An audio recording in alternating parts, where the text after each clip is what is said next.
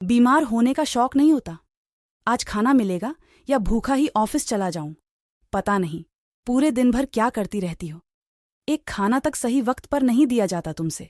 अमित हर छोटी छोटी बात पर नेहा के ऊपर ऐसे ही गर्म होता था। बस अमित, ला ही रही हूं। वह कढ़ाई में सब्जी डालते समय तेल के छींटे मेरे हाथ पर पड़ गए थे तो उसमें जलन हो रही थी।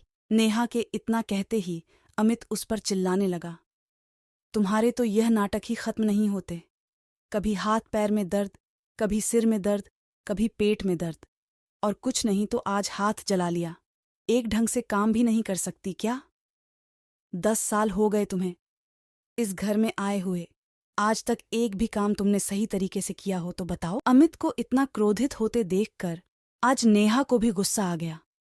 उसने भी चिल्लाते हुए कहा, अमित, ज्यादा गर्म होने की जरूरत नहीं है। गुस्सा मुझे भी आता है। अगर तेल की छींटे मेरे हाथ में पड़ गए या मेरे कोई तकलीफ हुई तो क्या मुझे शौक है यह सब जानबूझकर करने का?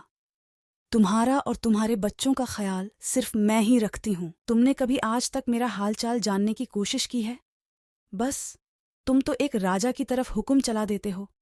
हर काम तुम्हें समय पर चाहिए। कभी तुमने मुझसे पूछा कि तुम्हें यह तकलीफ क्यों हो रही है?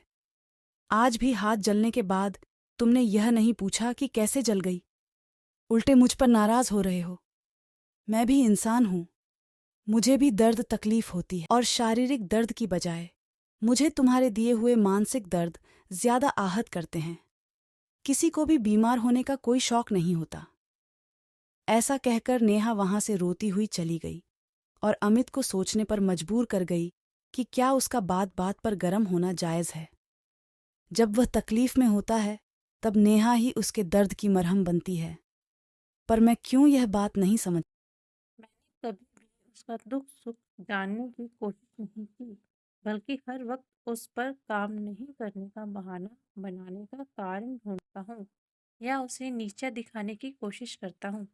अगर नेहा मेरी जिंदगी में नहीं होती तो मेरा क्या होता?